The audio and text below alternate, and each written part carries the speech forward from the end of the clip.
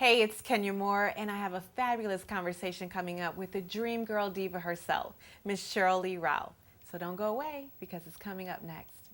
Hi, I'm Sheryl, and I will be talking with another brown beauty, the one and only Kenya Moore.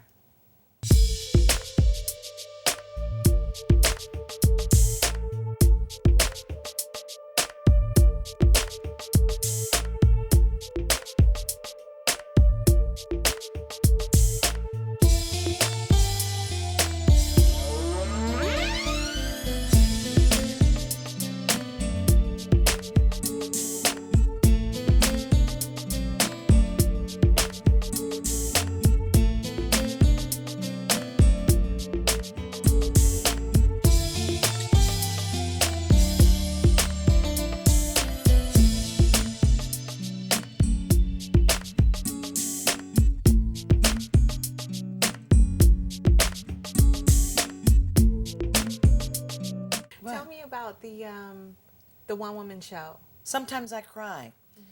Sometimes I cry is a You very. wrote it, or I wrote it. I wrote it. I directed with Scott Hamilton. We produce it. We travel around the world, and it's very close to my heart because when I was on Broadway doing Dreamgirls, I say that was the best and the worst of all times for me, and the best was of course creating the role of Dina Jones and yes, being the hello, Bella creating Broadway. the role of Dina Jones. Now, how did that Absolutely. come about? How that all came about was Tom Ian was the original visionary for Dreamgirls, and I was doing a huge flop. And he came to see me in this flop of a big Broadway show, and he said, "I have your next job." And once again, I'm like, "Yeah, right." But you shine through the crap, How about that? basically. How about that? Because That's I'm right. telling you, it was a flop. Right. Philip Michael Thomas and I in a flop about beautiful Rasta men who are carrying the Star of David across the stage, and the little Jewish women in New York were like, "Black Jews? I don't think so. I don't think so. What is this?" Who thought of that thought of idea? this? And they're singing reggae music. Well, now it's the big thing. There's this young Jewish kid who sings the rights of the religion through reggae music with dreadlocks. Who knew? Right. Anyway, there we were 25 years ago in a flop called Reggae, and Tom Ian came and saw the show. And one of the last performances, if you can imagine, a 1,600 seat theater with maybe 16 people in it. Wow. And one of them was Tom Ian, and he came back and he gave me his card, and he said, "On Monday, I need you to be at this place." And I went there, and I opened the door to the most glorious singing in the world. And I sat there in this room, and I remember looking back, and I was like, "Oh God, that's Loretta Devine. Oh my God, that's Loretta Devine." And Wow. She was just singing her heart out, and everybody was just singing, singing, singing. No, I shouldn't say that. They were singing, S-A-N-G. Right. Okay, Singing her face off. singing their faces off. Right. And then there was me. And I remember my audition song was Ave Maria. Now everybody had the gospel thing down, and I sang Ave Maria because I was like, okay, I'm giving it my best shot. That's it. So at the end, Tom Ian calls out the three names: Loretta Devine, Ramona Brooks, and Sheryl Lee Ralph. Wow. And I was like, why me? He says, "Well, I've got the one that sings like this. I've got the one that sings like this. And then there's you.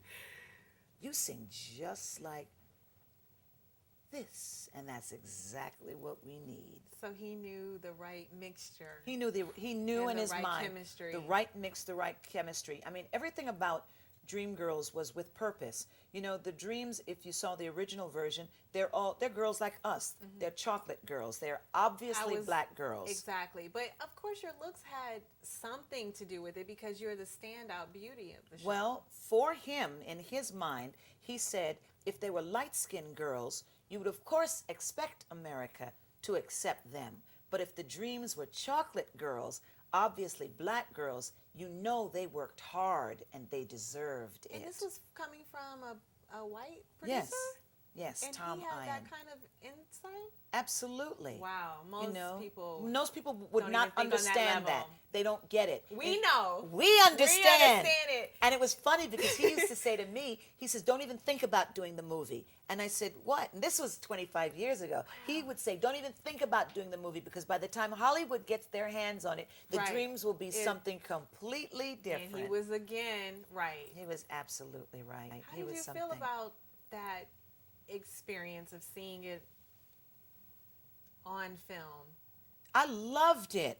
First of all, it's like seeing your child grow up. Your child grows up and gets accepted to the college that you want them to be accepted Right, in. right. You would at least like to feel that you had some part of it. Of course. But even if it doesn't happen, it still happened. Right. And it happened And because you of know it was because of you, even if no one else had said so. Absolutely. So to sit around and wait for Hollywood to validate you, that would be a waste of time. Never happened. No, it'd be a because waste they of time. overlook us constantly.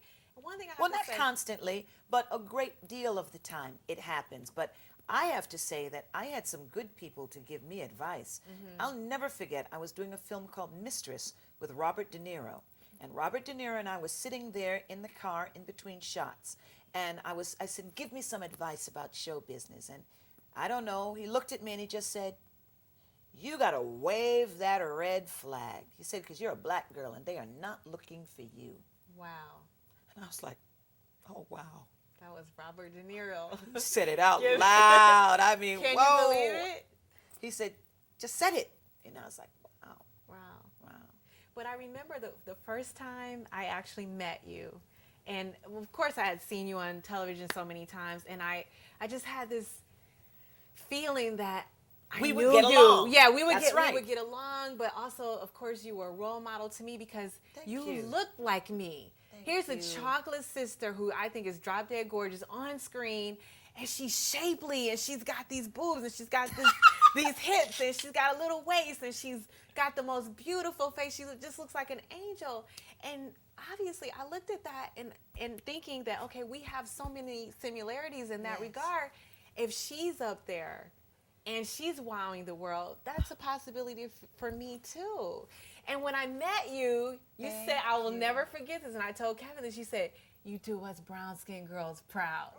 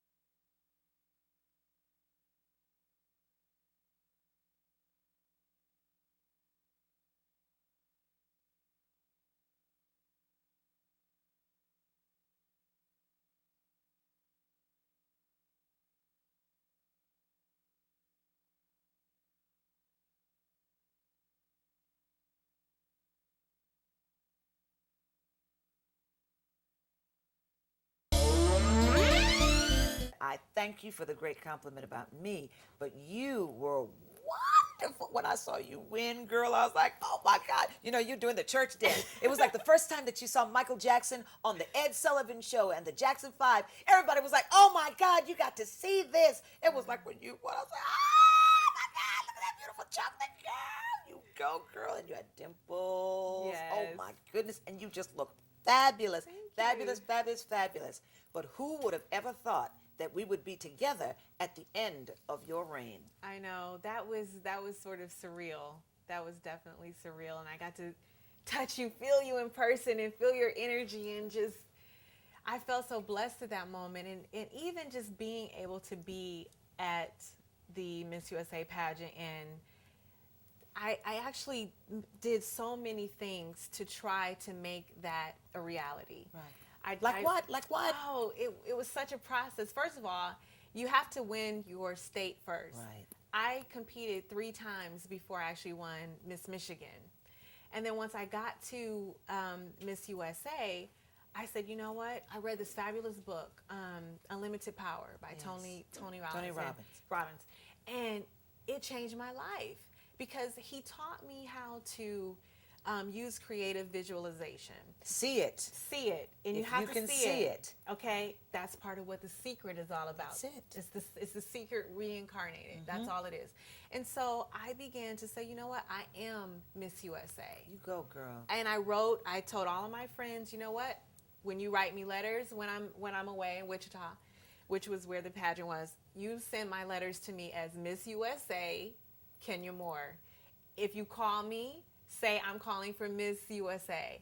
I made love sure that. that they took part of my creative visualization. And plus, you as psyched well. everybody else around you out. I did. They were worried about me, honey, Shaw. I'll tell you that because I was so focused. And one of the girls earlier here today said that of me as well. I'm very focused. When I want something, if I can create all of my energy and put it in, focused in, Right. put it all in one place, I think I could really make things happen. I think I really could change the world if I really tried. Yes, it's the truth. It is the truth. Yeah. It is the truth. And that, again, that's what the secret is all about. And everybody is just learning this. But I learned this so many years ago.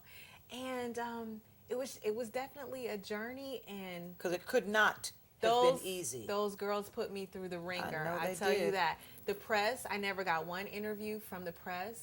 They didn't want to talk to me. But my blonde roommate, 10, 20 interviews per day.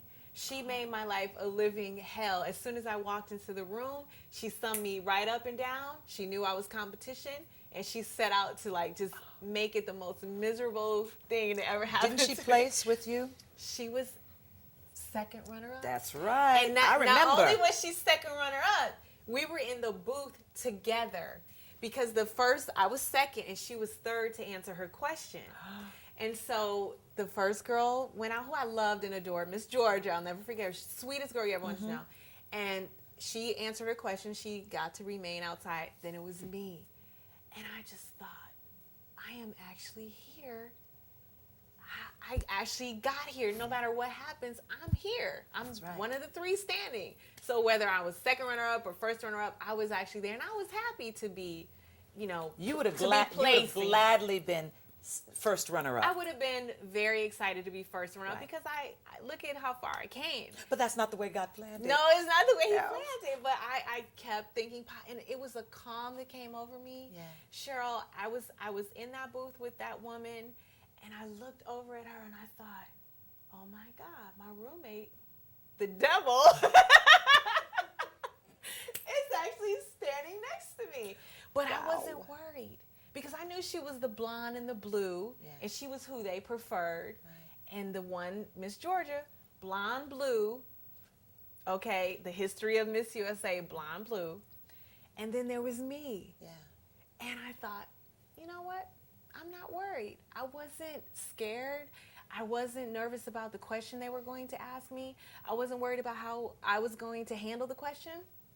I just said, you know what, God, just walk with me. Isn't that the way, though? The moment we just let it go, and when you hear that phrase, let go, let God, Yes. and say, oh, I've prepared myself. You got me here, God. Now let me walk, knowing that you are right there to support me. Right. And I did all the work already. Yeah. And I prepared myself. I did everything I was supposed to do. And I was there. And I said, you know what? No matter what happens, I'm just so very proud of myself. And I'm just happy to be here. And we were proud of you. And then when we were standing there, they asked the final question. It was like they were speaking in a language only I could understand. And when Dick Clark, who was the host that night, asked me the question, I said, I got this. I know exactly what he's asking me, because I think he was asking me, who are you? Right. And I wanted to tell him. Yes. I wanted to say, I'm honest, I'm forthright, I believe in God, I honestly want to help people, and that's why I should be Miss USA. That wasn't the question, but that's how I heard it, and that's how I felt.